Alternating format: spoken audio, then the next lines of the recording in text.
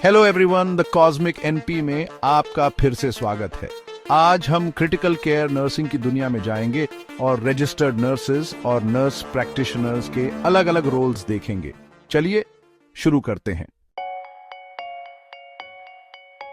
सबसे पहले critical care में आरएनएस और एनपीस दोनों के काम के दायरे को समझते हैं। हमारे registered nurses direct patient care में माहिर होते हैं।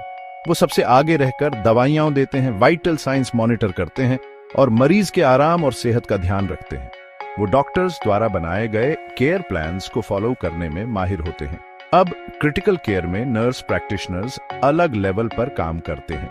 एनपीस के पास खुद बीमारियों का निदान और इलाज करने का अधिकार होता है। इसका मतलब है कि वे डायग्नोस्टिक टेस्ट ऑर्डर कर सकते हैं और इंटरप्रेट कर सकते हैं, दवाइयां लिख सकते हैं और कुछ प्रोसीजर्स भी परफॉर्म कर सकते हैं। इसे ऐसे समझिए, आरएनएस बेहतरीन एथलीट्स की तरह होते हैं जिन्होंने सालों ट्रेनिंग ली है, अपने स्किल्स निखारे हैं और अपने गेम में टॉप पर है। फिर हमारे एनपीस जो कोचेस की तरह होते हैं, जिन्हें गेम की गहरी समझ होती है, ओपोनेंट का एनालिसिस कर सकते हैं और प्लेज कॉल कर सकते हैं।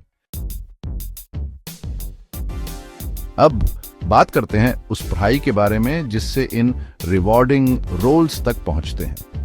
रजिस्टर्ड नर्स बनने के लिए आपको एक अंडर ग्रेजुएट नर्सिंग प्रोग्राम पूरा करना होगा। इंडिया में यह bachelor of science in nursing या डिप्लोमा इन नर्सिंग हो सकता है।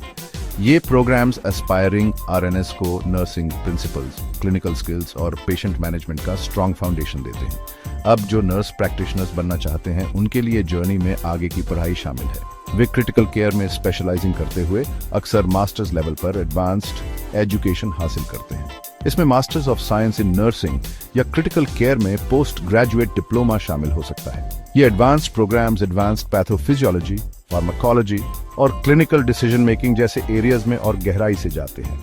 एजुकेशन में अंतर क्लिनिकल ऑटोनॉमी में अंतर लाता है। अब इन सबको मिलाकर देखते हैं कि क्रिटिकल केयर यूनिट की तेज तर्रार दुनिया में ये रोल्स कैसे काम करते हैं। आरएनएस और एनपीस दोनों ही क्रिटिकल केयर टीम के इंपॉर्टेंट मेंबर्स होते हैं, लेकिन उनकी एक्सपर्टीज अलग अलग फिर भी उतने ही इंपॉर्टेंट तरीकों से दिखती है। क्रिटिकल केयर यूनिट को एक परफेक्ट सिम्फनी की तरह इमेजिन कीजिए। इसमें हमारे आरएनएस स्ट्रिंग सेक्शन है, ऑर्केस्ट्रा का हार्ट और सोल। वे लगातार केयर देते हैं, मरीज के आराम का ध्यान रखते हैं, उनके वाइटल साइंस मॉनिटर करते हैं और ध्यान से दवाइयां देते हैं। अब हमारे एनपीज वे इस इंट्रिकेट ऑर्केस्ट्रा के कंडक्टर्स हैं। वे डायग्नोस्टिक डेटा इंटरप्रेट करते हैं, पेशेंट की प्रोग्रेस एनालाइज करते हैं और जरूरत पड़ने पर केयर प्लान में रियल टाइम चेंजेस करते हैं।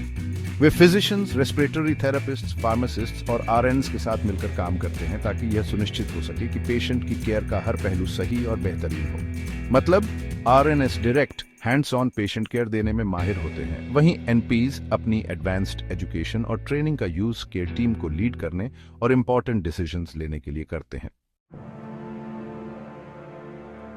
जैसा कि हमने आज देखा, क्रिटिकल केयर में आरएनएस और एनपीज दोनों ही बहुत जरूरी हैं। वे सिस्टम के पिलर्स हैं जो यह सुनिश्चित करते हैं कि पेशेंट्स को जब सबसे ज्यादा जरूरत होती है तब उन्हें सबसे अच्छी क्वालिटी की केयर मिले। बात एक के दूसरे से बेहतर होने की नहीं है।